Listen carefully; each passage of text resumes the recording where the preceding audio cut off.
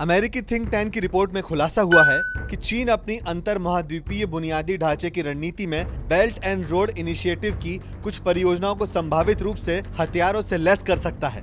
अमेरिकी think tank ने अपनी एक रिपोर्ट में कहा है कि चीन के वाणिज्यिक बंदरगाह के जरिए राष्ट्रीय रक्षा आवश्यकताओं को पूरा किया जा सकता है और चीन स्वदेशी बाइडू उपग्रह नेटवर्क का इस्तेमाल निर्यात, बेल्ट एंड रोड देशों के साथ सैन्य अभ्यास और हथियारों की बिक्री में भी तेजी लाने के लिए कर सकता है। वहीं साउथ चाइना मॉर्निंग पोस्ट की खबर के मुताबिक एशिया सोसाइटी पॉलिसी इंस्टीट्यूट के जरिए जारी की गई एक रिपोर्ट में कहा गया कि चीन ने श्रीलंका, पाकिस्तान, म्यांमार और कंबोडिया समेत देशों में रणनीतिक स्ट्रॉन्ग साइट्स नाम से बहुउद्देशीय बुनियादी ढांचे के निर्माण का एक मॉडल बनाया है और इसका कारण यह दिया गया कि चीन इसके जरिए व्यापार, प्रौद्योगिकी, वित्त और रणनीतिक गठजोड़ का एक केंद्रित पारिस्थितिकी तंत्र बनाना चाहता है जो इंडो पैसिफिक क्षेत्र में सैन्य उपयोग का मार्ग प्रशस्त कर सके।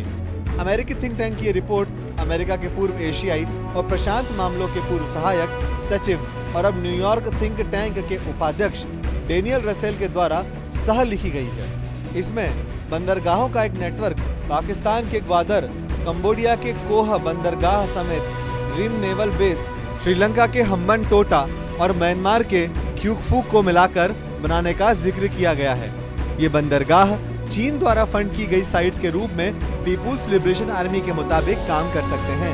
हालांकि ये पोर्ट पारंपरिक सैन्य ठिकानों के तौर पर डिजाइन नहीं किए गए हैं, बल्कि हाइब्रिड वाणिज्यिक और सैन्य रसद मुहैया कराने के लिए पॉइंट्स के रूप में बनाए गए हैं। ये सैन्य ठिकाने बनाने के बजाय सैनिकों को तैनात करने और वास्तविक युद्ध अभियानों का संचालन करने के लिए सुविधाएं, आपूर्ति के मुख्य केंद्र के रूप में चीन के काम के हैं। हिंद महासागर में चीन के हस्तक्षेप को बढ़ाने में ये महत्वपूर्ण केंद्र साबित होंगे। इस रिपोर्ट में यह भी कहा गया कि इन परियोजनाओं से न केवल इसमें शामिल देशों की चीन पर आर्थिक निर्भरता बढ़ेगी, बल्कि पश्चिमी देशों के नेटवर्क और प्रौद्योगिकी पर निर्भरता भी घटेगी। रिपोर्ट में यह भी कहा गया कि पाकिस्तान बाइडू सैटेलाइट की सैन्य कार्यक्षमता का इस्तेमाल करने वाला पहला देश बन गया है। चीन बेल्ट एंड रोड परियोजनाओं के देशों को 5G नेटवर्क के जरिए बाइडू से जोड़ रहा है। हालांकि रिपोर्ट में यह भी इशारा किया गया कि चीन पर कोरोना वायरस का बुरा प्रभाव पड़ा, जिस वजह से इन महत्वाकांक्षी योजनाओं को आगे बढ़ाने में कमी आई है। थिंक टैंक की इस रिपोर्ट ने निष्कर्ष निकाला कि चीन के बुनियादी ढांचे के नेटवर्क को अभी तक पूर्ण विकसित विदेशी सैन्य ठिकानों की जरूरत नहीं थी। यह वैकल्पिक बुनियादी ढांचा कार्यक्रम के जरिए क्षेत्र भागीदारों के साथ काम करके अमेरिका का मुकाबला करना चाहता है। क्या चीन प्रभावी तौर पर बेल्ट एंड रोड को हथियारों से लैस करेगा?